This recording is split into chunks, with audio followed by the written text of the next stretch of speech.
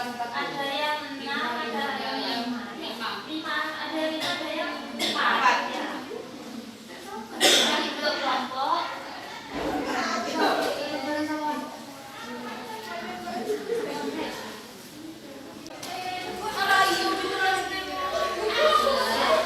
yang pertama mengenai pengertian dari sumber daya alam. Apa itu sumber daya alam? Unsur lingkungan yang terdiri atas sumber daya alam hayati, daya alam hayati, dan sumber daya buatan.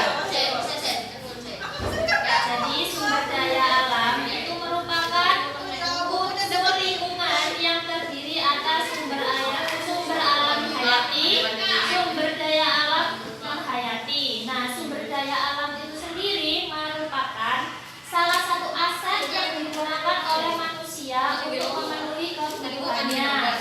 Nah, di dalam sumber daya alam itu sendiri itu dibedakan menjadi beberapa klasifikasi. Menurut sifat pemakaiannya, untuk yang sumber daya yang dapat diperbaharui,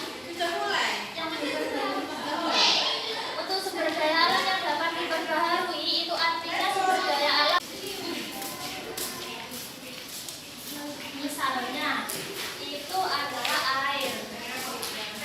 Air ini meskipun kita gunakan secara terus-menerus dalam jangka waktu yang panjang, dalam jangka waktu yang lama, air tersebut tidak akan pernah habis. Kemudian beda dengan sumber daya alam yang tidak dapat diperbaharui.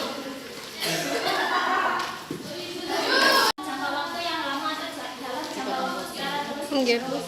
Itu merupakan suatu sumber daya alam yang dijadikan sebagai bahan. Nah, di sini saya ambil contoh kayu.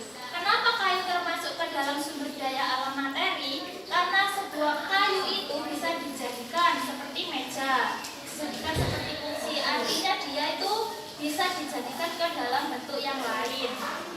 Sedangkan untuk yang SDA energi itu artinya menjadi sumber tenaga dari hal yang akan dilakukan. Saya ambil contoh di situ minyak bumi sama air. Kita ambil air.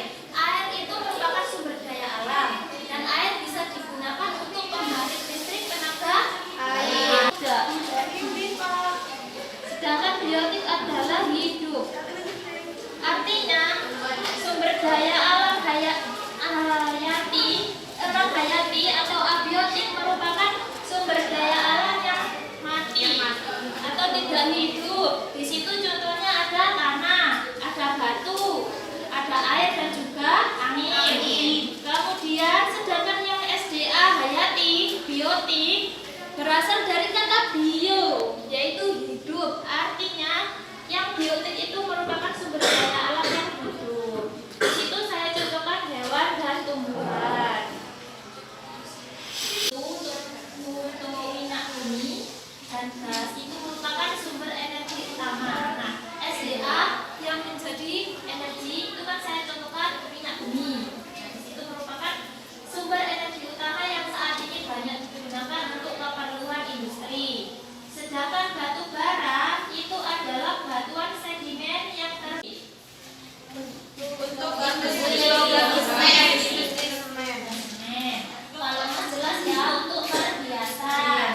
Kalau timah biasanya itu bahan baku pelapis. Kalau tembaga untuk perawatan listrik, kondisi pesawat ya. Kemudian untuk nikel itu bahan kandungan logam yang banyak digunakan pada industri logam. Kalau aspal sangat jelas kayak patung. Kemudian biasanya di masjid atau apa itu ada marmer. Nah, di situ contohnya tambangan yang dihasilkan di Indonesia. Kemudian ada yodium.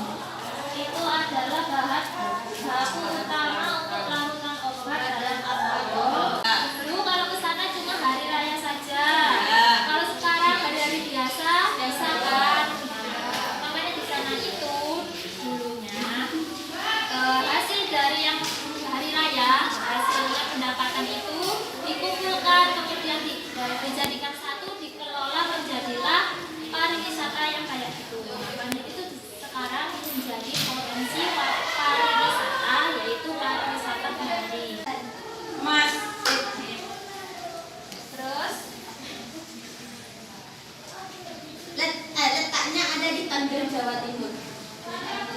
Sing mati kebakaran. Iki lho. Ready. Sinten? Lanjut. Lanjut. Ini Borobudur. Salah aku. Udah dibawa, saya jelaskan. Oh, tak tahu pas sebenarnya. Letaknya itu ada di sebelahnya Pulau Jawa. Lihat.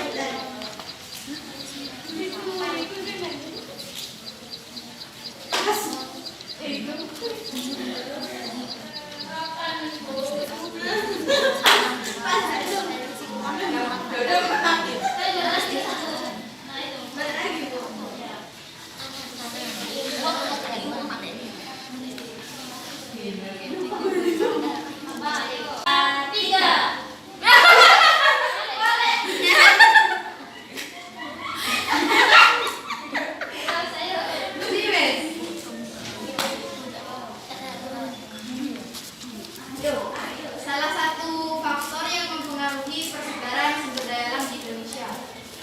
Salah satunya.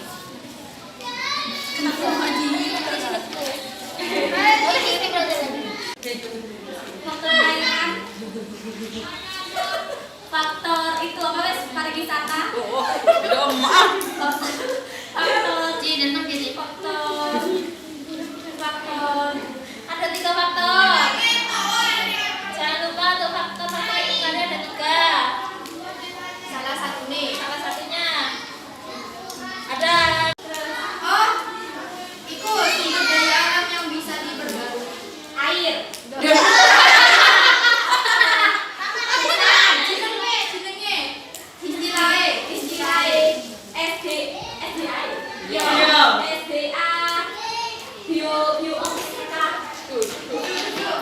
Biomahan sumber daya alam loro. Iya. Nah, sing iso diperbarui ya, abiotik, biotik. Itu sama enggak? Lihat ya. Sama-sama. Mau itu ya, ayo. Oh, anu sih, apa ya?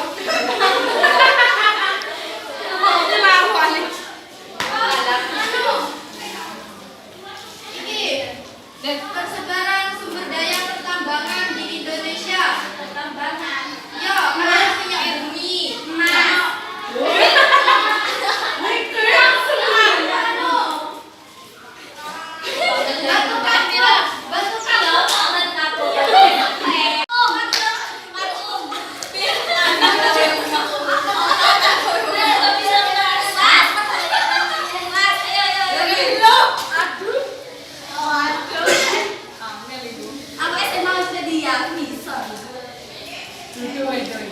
Faktor yang mempengaruhi persebaran sumber daya alam di Indonesia. Faktor yang mau ikut berarti ya.